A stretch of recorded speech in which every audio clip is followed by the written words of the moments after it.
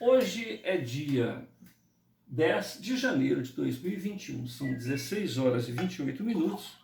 Nós estamos realizando o culto cristão no lar e estamos aproveitando a oportunidade da presença dos amigos espirituais para ler da página 37 até a 58 da obra Perseverança, um romance do autor espiritual Shirley, psicografia de Edson Flauzino Sene, revisão Sene Júnior.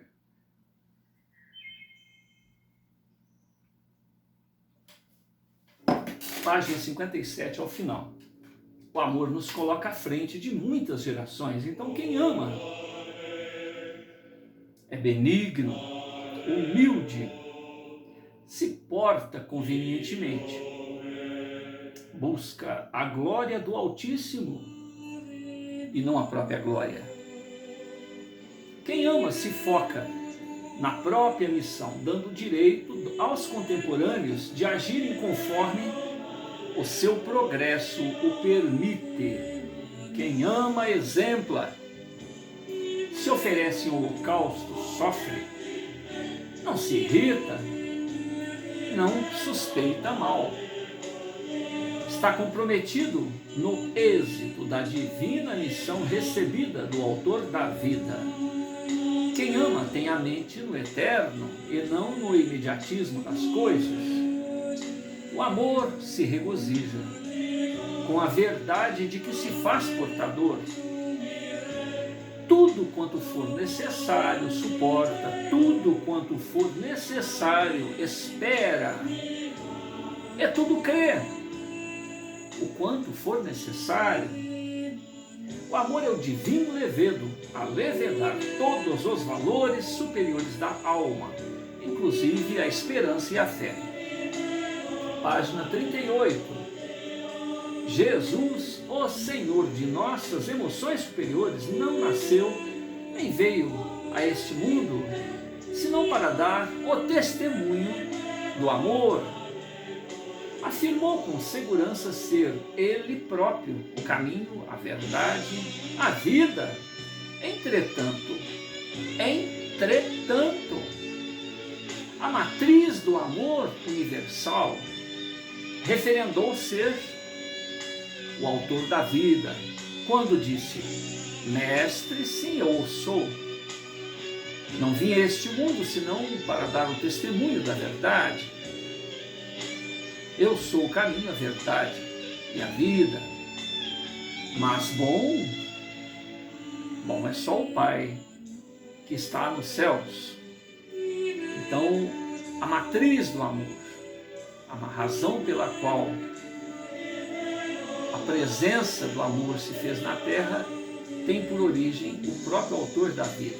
Jesus simplesmente foi autorizado a trazer essa mensagem, vivenciou de uma maneira inequívoca. Este diálogo que eu acabei de dizer é um momento em que Giuseppe Restart está ali na senzala, conversando com um grupo de rebeldes que estavam quase para empreender uma rebelião, e ele tenta mostrar para aqueles escravos que a gente, através do amor, e o amor vivenciado, é que se é possível, né, mudar as coisas. Só o amor é capaz de mudar as coisas. Giuseppe apreende que avançou muito em tema que poucos conseguem alcançar ou mesmo de verem a possibilidade de suas aplicações imediatas neste chão da terra. Afinal, muitas são as almas a dormir, não acolhendo a aurora de todas as manhãs plena de possibilidades e convites de se levar a vida de maneira mais bela, útil, de ser vivida. Dentre elas, esta sublime boa nova de amor, de que o Cristo se fez portador vivencial. A verdade é como abissal, oceano bravio, onde cada qual contempla em realidades compatíveis com o instante em que estagia, sequer percebendo a existência das demais instâncias, neste pélado revolto, onde cabe cada qual a buscar o conhecimento além do que lhe é odiernamente apresentado. A voz humana é instrumento que todos usamos para falar das grandezas do amor ou para iniciar uma guerra. Tem o fogo da inspiração divina e na boca de hábil discursador mostra o seu brilho, o seu calor, o seu poder de convencimento. A palavra é poderosa, moldável, sem perder a sua integridade. Pode ser boa ou má, honesta ou venenosa, suave ou atrevida, levando os ouvintes para o bom ou o mau combate. Portanto, a palavra é uma arma de dois fios, podendo inclusive se voltar contra o próprio discursador. A eloquência não é constituída somente de vitórias, pois que ao se tentar acordar um indivíduo ou coletividade, para uma determinada realidade, tais viventes podem ainda estar dormindo para aquelas informações e conceitos, qual ocorre ao venerando sol que se espraia em radiante aurora todas as manhãs, e certas pessoas não percebem a alvorada porque ainda estão dormindo. Portanto, a culpa da não compreensão pode não ser do orador,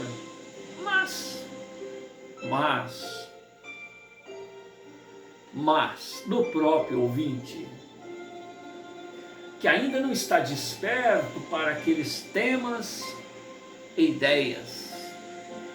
Apesar da habilidade da lógica, do discursador, do lado do ouvinte, tais conceitos e propostas podem soar como inoportunas, difíceis, incoerentes, inexequíveis, desnecessárias, ilusórias. O grupo aguardou um desfecho que o expositor não fez, e tendo em vista a recente experiência de Giuseppe junto à crustácea, quando noticiou que naquele mesmo dia ela teria o filho em seus braços, não podendo, entretanto, revelar para Mucama que Ramon já estaria morto, da mesma forma, só restou a Giuseppe entregar os seus ouvintes para Deus, na expectativa de que compreendam, ao menos em parte, a proposta de amor ensinada e vivenciada pelo Cristo de Deus, pois que nela a proposta de amor de Jesus encontrarão esperanças, consolo e respostas. Os ouvintes de Giuseppe ficaram paralisados, respeitosos, expectantes, aguardando a continuidade daquele agradável assunto, embora se lhes assemelhasse a uma utopia. Giuseppe, qual canoro ornitóptero, exibiu toda aquela prazível filosofia, mas pensavam eles, será que tal doutrina poderá atender às nossas necessidades? Giuseppe ainda tenta, através da clarividência, obter maiores informações que o capacite a persuadir os seus ouvintes de que tanto eles como seus algozes estão errados em um enfrentamento sanguinário. Giuseppe, com a alma mergulhada na fé, eleva o seu pensamento ao mais alto e roga apoio aos céus, por mais inspiração. Ocasião em que seu campo mediúnico se abre, lhe sendo possível vislumbrar frações do passado de cada um dos presentes. Hoje, de corações amargurados e mentes turbilhonadas por tantas humilhações, iniquidades e dores físicas. Entretanto, em passado próximo, infligiram dores, aflições equivalentes a tantos outros irmãos de caminhada evolutiva. Portanto, todos ali estão em débito para com as próprias consciências. Os ouvintes de Giuseppe ali estavam sob a ação da lei de causa e efeito. É a herança do karma negativo decorrente de decisões egoísticas, onde geraram dores e sofrimentos. Para outros caminheiros da estrada da perfeição, resta agora um grande dilema ao nosso expositor.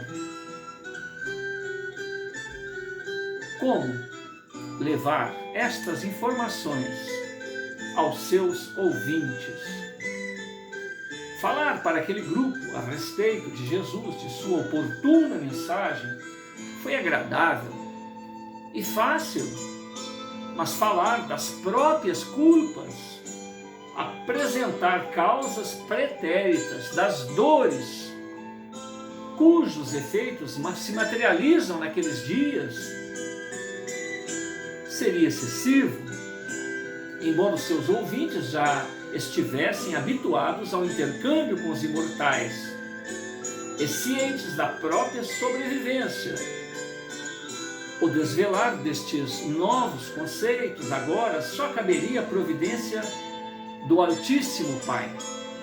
Giuseppe se lembrou de Jesus ao seu tempo, quando ensinava todos os dias no templo. Entretanto, ele, Jesus, optou pelo silêncio junto aos seus julgadores. Giuseppe reconhece que a luz em excesso fere os olhos e pode até cegar, ao invés de esclarecer, aclarar. Então ele, Giuseppe, silencia, e o que sobra é o julgamento dos espectadores. Apenas uma parte. Giuseppe procurou um grupo de rebelados em uma senzala para falar para eles que todos perderiam com aquela busca, pelo sangue dos algozes. Certamente Giuseppe pertencia à elite e parecia até que ele estava tentando defender a elite, mas não era isso. Ele estava do lado dos escravos, mas ele dizia que nessa busca de justiça, busca de mudança social através do sangue, da morte, da trucidação dos seus oponentes, isso pouco construiria. Um trabalho permanente através do próprio exemplo, sim, Muitas das vezes, sofrer, todos eles estavam sofrendo. Continuar sofrendo, certamente todos continuariam sofrendo. Mas o exemplo, essa interação com os valores maiores da vida, faz com que a gente reflita na importância daquilo que a pessoa está dando como exemplo. Jesus só é Jesus por causa do seu exemplo, não pelo que ele disse, mas pelo que ele mostrou. E uma coisa interessante é que Jesus falou assim: amai-vos como eu vos amei. Olha que grandeza de alma. Ele diz que ele nos amou de tal maneira que nós deveríamos procurar entender a profundidade desse amor. E está aí o grande desafio.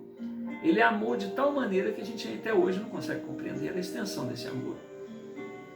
Giuseppe tinha ali um poder de oratória, Quem buscar antes dessa folha, desde a folha 1 até a folha 37, vocês vão ver a oratória que o Giuseppe tem. Mas a oratória não convence. Giuseppe vivenciava aquilo que ele... Tanto é que, apesar de ser um nobre, filho de um coronel, de um ícone do coronelato da época, ele trabalhava a favor dos escravos, trabalhava a favor da justiça da vida. Ele estava fora do seu tempo. Por isso que começou o raciocínio aqui nesse sentido. Quem ama vive fora do seu tempo, ele vive à frente do seu tempo. Só depois que as pessoas vão entender a grandeza de alma daquelas pessoas que amam.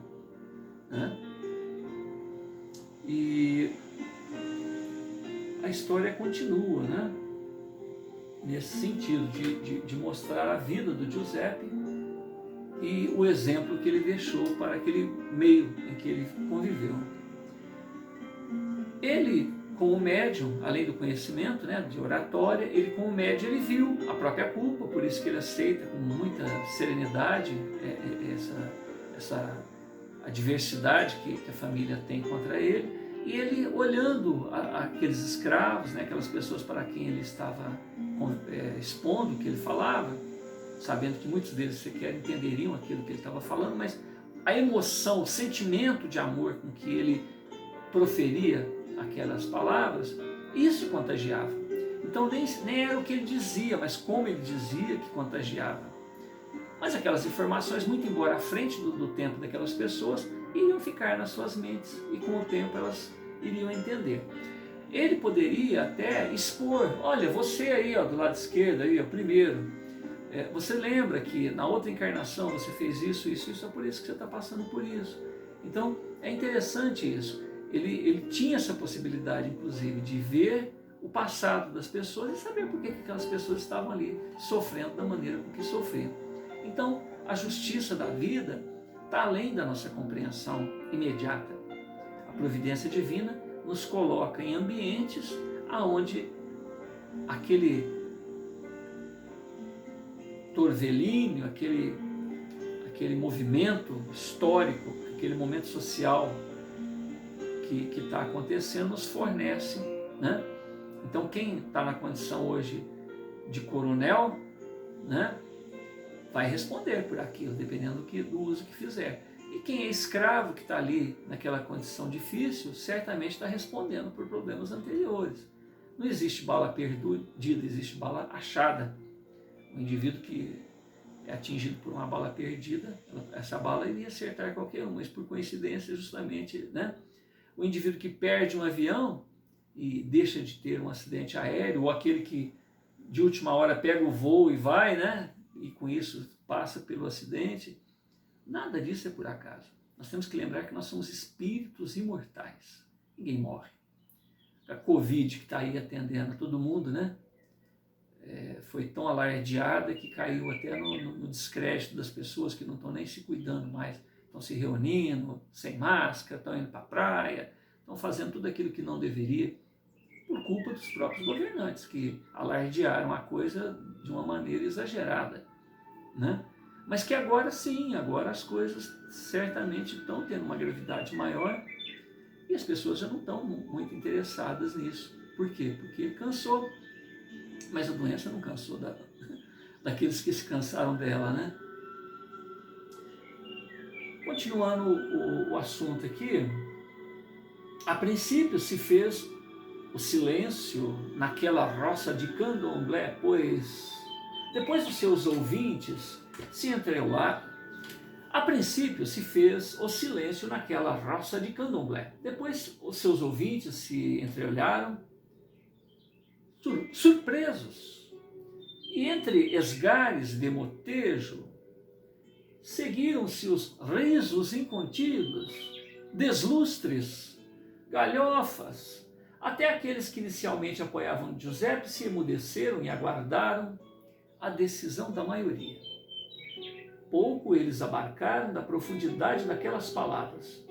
O destino de Giuseppe agora estava na decisão da Assembleia. Certamente todos se comoveram diante do idealista convicto, idealista incorrigível, cuja opinião é profunda, corajosa, a ponto de ali se apresentar, expor a própria vida.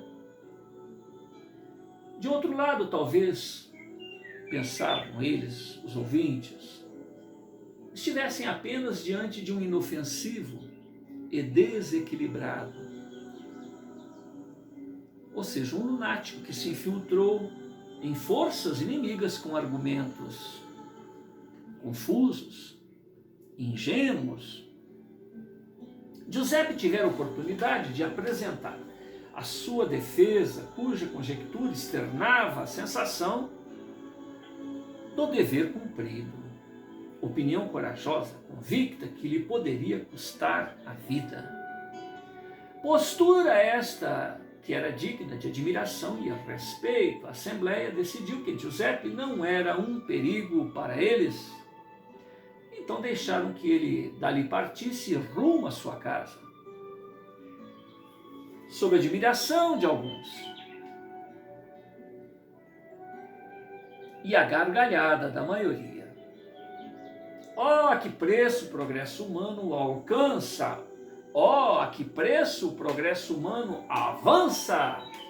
Sair do casulo nos impede ou voejar nas asas da fraternidade. Sair do lugar comum, ver o que sempre ali esteve ao benefício de todos, bastando deixar cair as escamas, o orgulho, a vaidade, que impedem os olhos de ver. Página 40. Ó bendita dor que causa carência emocional, decretando a busca interior e o trabalho. Ela, a dor, fortalece o despertar, cria as frestas por onde se adentram os raios de sol da compreensão, aclarando os porquês. O homem não é um conjunto celular regido por regras sociais. E sim, o homem é a centelha imortal, com destinação sagrada e nobre. Centelha imortal, acariciada pelos ventos do entender, no oceano do pensamento, alicerçado em Deus. Todos os gestos serão invencíveis. Ao invés de inimigos, distinguir-se-á em cada oponente, em cada adversário, um irmão equivocado, exigindo esforços da compreensão, do esclarecimento e, muitas das vezes, do próprio exemplo, da renúncia, o testemunho do próprio exemplo. Os desafios da vida nunca terminam, apenas mudam de natureza.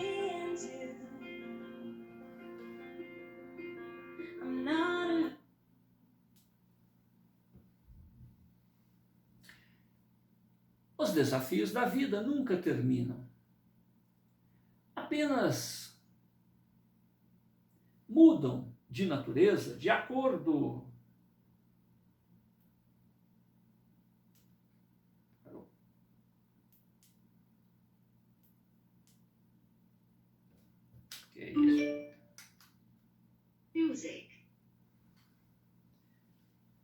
Os desafios da vida nunca terminam, apenas mudam de natureza de acordo com as necessidades do progresso individual.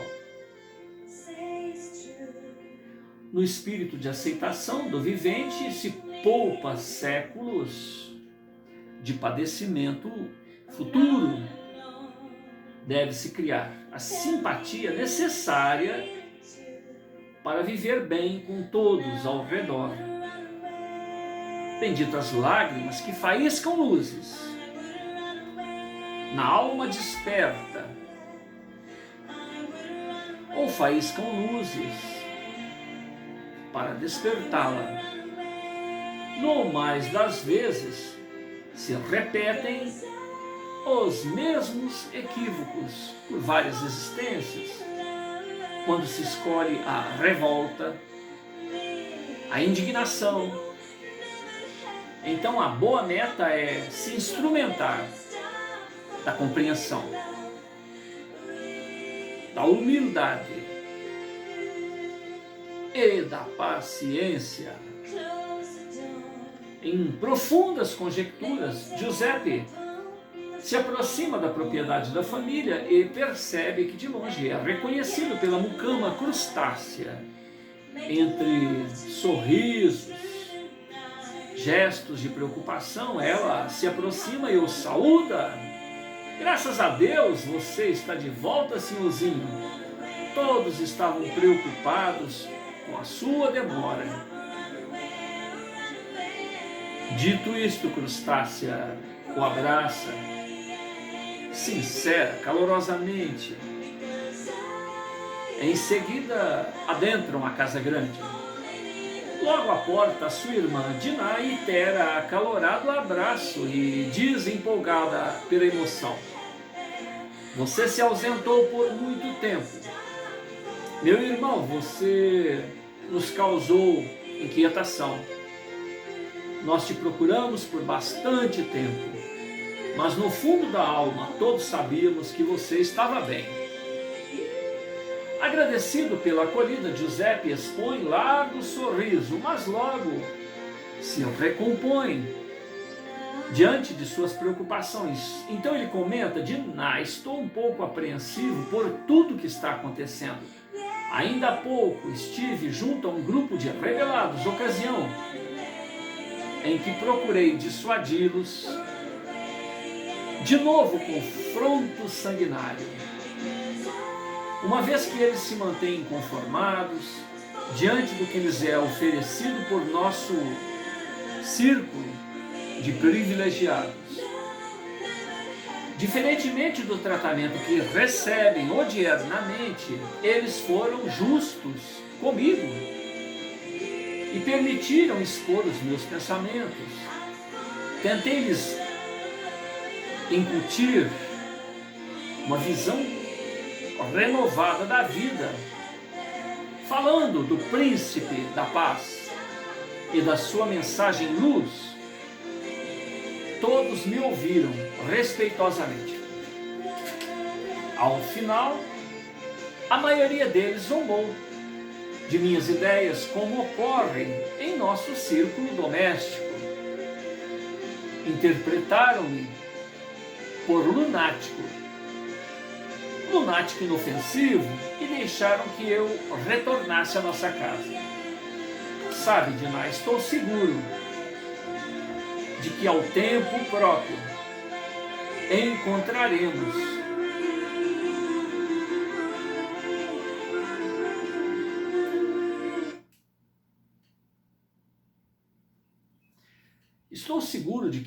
próprio encontraremos o caminho da harmonia e que estes infelizes terão a sua justa compensação.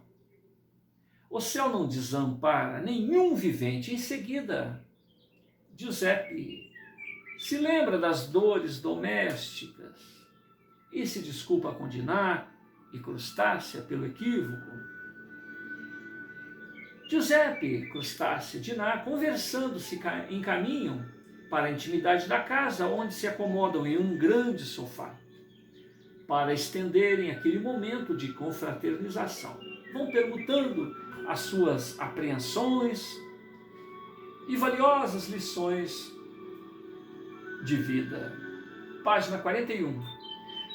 Na casa de um dos oligarcas, Sarvin promove calorosa assembleia, visando acabar definitivamente com os trabalhadores escravos rebeldes. Sarvin afirma: companheiros, como todos sabem, muitos tombaram a favor de nossa causa, até o meu pai. Que Deus o tenha. Portanto, precisamos massacrar de vez os nossos oponentes. Quem tem direito, referindo-se a eles próprios, deve continuar a os ter. Afinal, empregado é empregado, escravo é escravo, e não há outra maneira de ser. Um dos coronéis ali presentes ouvia as acaloradas palavras de Sarvin, entretanto se mantém discreto e aguarda oportunidade para externar a sua versão a respeito de todo aquele desatino emocional em que o expositor, Sarvin, defendia a sua imaturidade e o seu ódio em projetos intempestivos, em projetos impróprios para aquele tempo. Enquanto isto, na casa do senhor Manuel Mansol, Dona Felina se juntara aos fraternos e ouvia atentamente as palavras de Giuseppe. No que pude perceber junto aos rebeldes, devemos aguardar brevemente novos confrontos sanguinários. Agora, Giuseppe, de voz embargada, olhos súplices aos céus, ele continua: haverá novos embates. Muitas vidas se perderão, porém acredito que desta vez haverá resultados definitivos. Oremos para que esta situação se demore o menos possível e que cada parte ceda um pouco. Os mandatários são fortes, orgulhosos, vaidosos, cegos. Bastariam pequenas concessões para que tudo isto se resolvesse de maneira pacífica. Dito isto, Giuseppe convida a todos para que o acompanhem uma prece, no que é prontamente atendido. E após se ajoelhar, pede ao Pai Celestial que ilumine o coração de todos, para que compreendam a mensagem de paz que o embaixador dos céus, Jesus, se fez portador, e para que a paz se estabeleça naquele turbilhão social. Giuseppe mantém as mãos ao rosto. Instantes depois, os presentes observam mudanças na postura, na voz de Giuseppe, que de maneira grave, serena, fraterna, afiança: irmãos em Cristo, certamente a felicidade ainda não é deste mundo, entretanto ela começa aqui, no momento em que o vivente se atenta para os próprios deveres, alicerçado na paz advinda do tempero do amor, exarado nos exemplos e orientações do Cristo de Deus. Devemos reconhecer a impermanência de todas as coisas e circunstâncias, alicerçadas na secularidade deste chão da terra, circunstâncias que evolucionam juntamente com as humanas experiências neste teatro dos seres,